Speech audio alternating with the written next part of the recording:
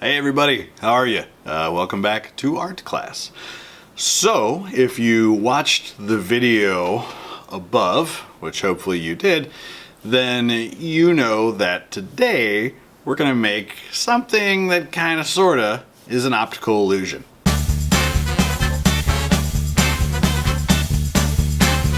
An optical illusion, if we look up the textbook definition of it, the dictionary definition, it is something that deceives the eye by appearing to be other than it is.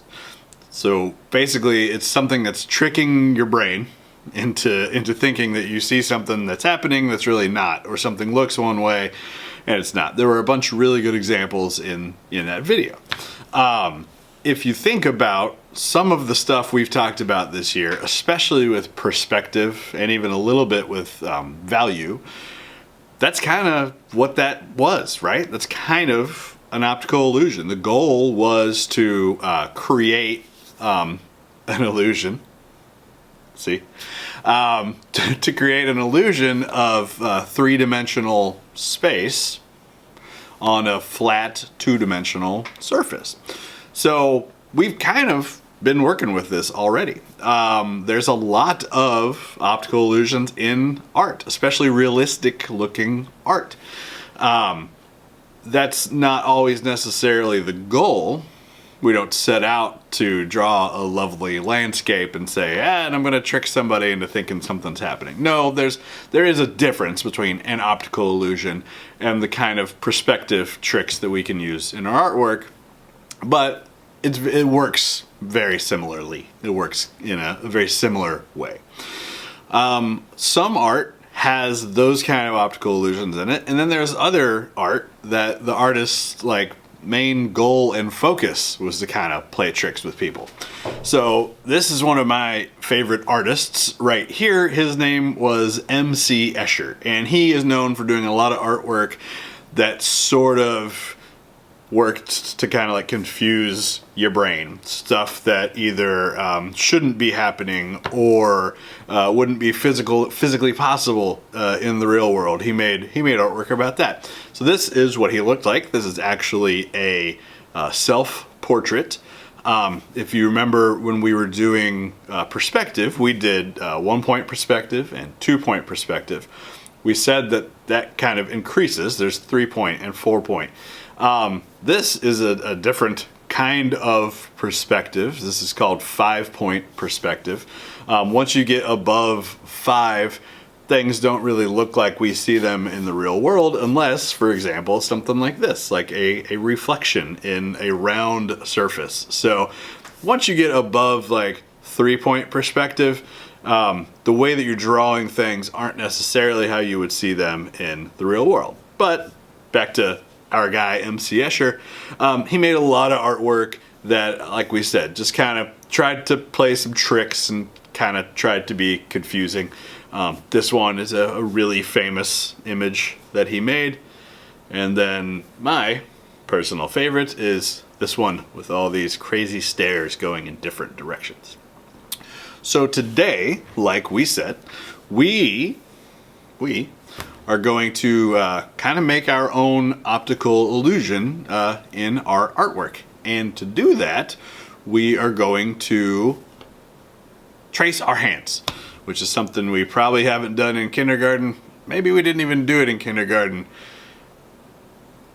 but we're going to do it now. So hopefully you've been practicing tracing your hands. I'm kidding. All right, let's get started drawing.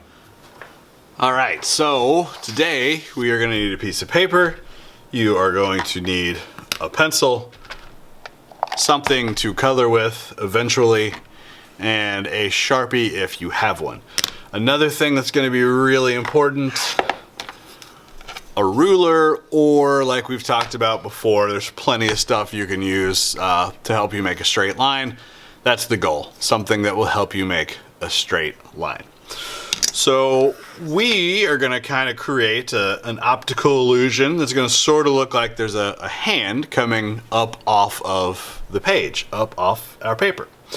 So the first step is something you probably haven't done in a long time.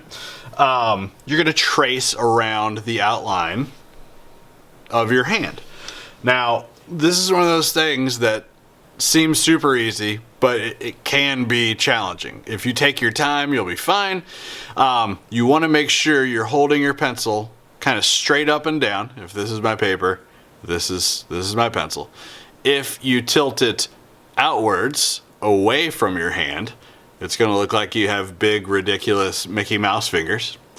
And if you tilt it, let's see, in, I don't remember which direction I went, in, towards your hand, you're going to go under your fingers, and it's going to look like you've got creepy skeleton hands, which is not the goal. So I want my hand to take up most of the space on my paper.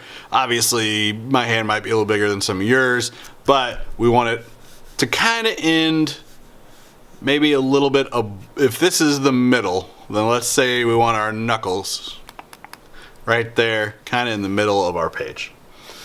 All right, so I am going to trace my hand.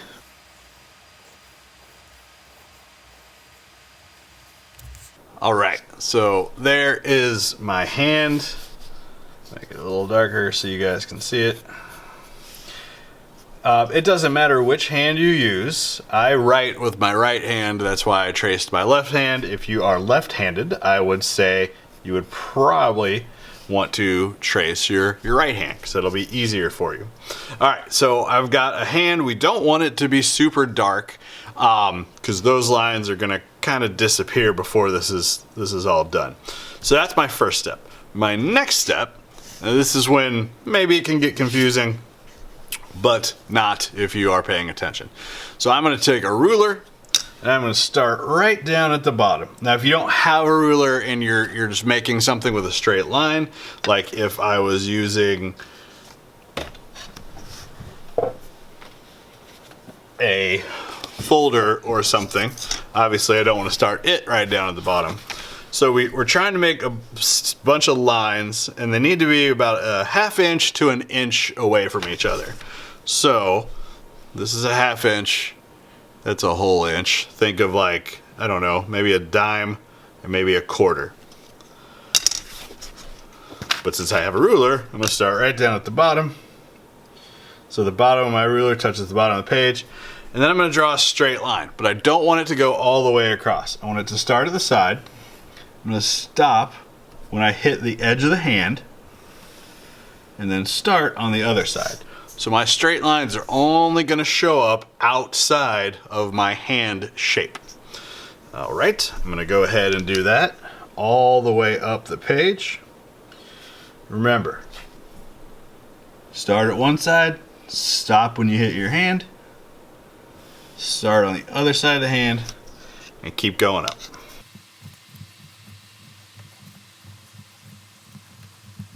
Once you get to the fingers, you will see it's still the same plan, except I'm not like stopping here and starting there. I still want to see the little bit of that straight line that would show up in between those fingers.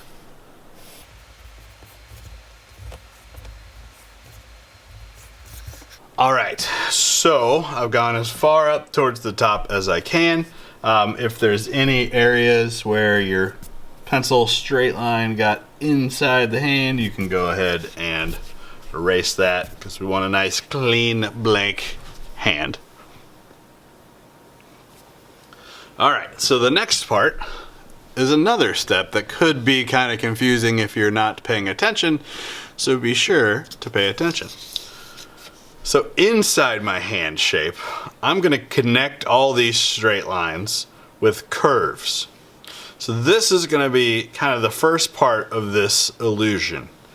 As I go from a straight line to a curved line, it's going to kind of make my brain think that, well, this surface is supposed to be flat and that this surface is actually raised up off the page a little bit. So I'm going to start with my bottom line, and I'm going to draw a curve that connects from one side to the other, like that. So when you curve, you want to curve up a pretty good amount. You don't want to go past the next line. I went about halfway between the line I was using and the one above it. And I'm going to keep making those curves on up the hand.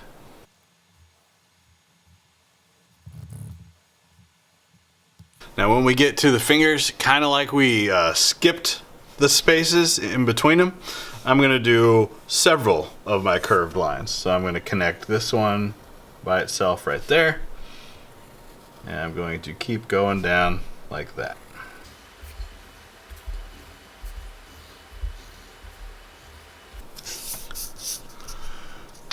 All right, so there is my hand. We've got straight lines outside, curved lines inside, and you can already kind of start to see that illusion, right?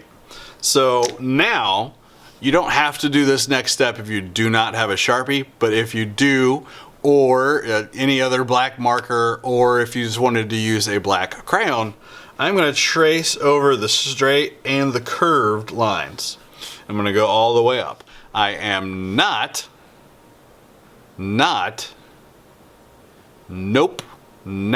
going to trace around the hand. That's that line that we said it's almost going to kind of disappear for a little while.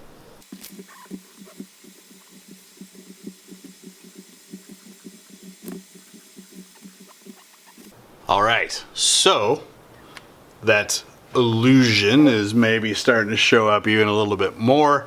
Now, almost the last step, I'm going to color this. Now, we don't want it to all be one color. One of the things that makes optical illusions work is a lot of them that you see are white and black. It's because there's that contrast we've talked about, because your brain's having to focus between multiple colors that are really far away, like either on the color wheel if it's an actual color, or just on like a value scale if it is just white and black. So if this was all blue, it wouldn't really have the same effect. So I'm going to pick a couple of colors. You can do, 2 or 3. Let's say at least 3, not more than 5. So do 3, 4, or 5 colors. I'm going to do 3, and I'm going to do it in a pattern. So I'll go ahead and do that, and then we'll talk about the last step. It's important that you pick colors that aren't like right next to each other on the color wheel. So I wouldn't want to use like dark red and light red. I would want to use like, let's say red, green, and something kind of different. Let's say blue. Blue, red, and green are going to be the colors that I'm going to use.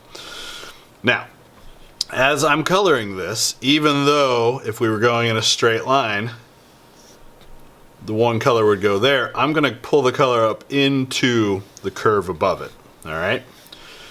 And as I do this, last thing before we get started here, I want it to be light, because I'm going to have to make some darker values show up on this. So start light, and then you can always get darker.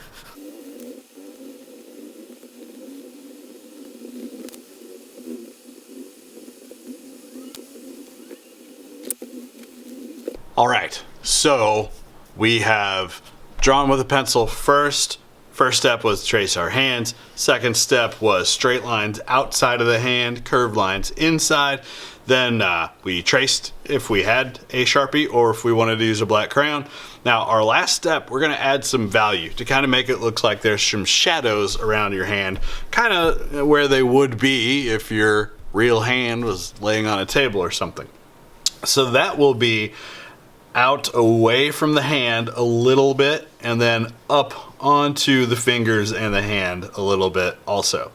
Now we can, remember, we can shade a little bit with crayons. It's not the easiest thing to do in the world, but as long as you pay attention to how hard you are pressing,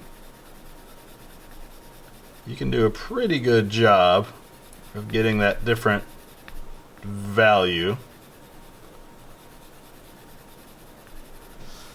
Kind of like that. Now, I'm not just drawing a line around my hand. That will kind of make the illusion stop working. I'm working real hard to kind of fade that dark shadow out away from the hand. Now when I get to the hand and I want to give it just a little bit of a darker value, I'm going to do that using some curved lines. Almost like I'm hatching or cross hatching. Kind of curve them up onto the hand a little bit, because remember, if it's a curved surface, we usually want to shade with a curved line.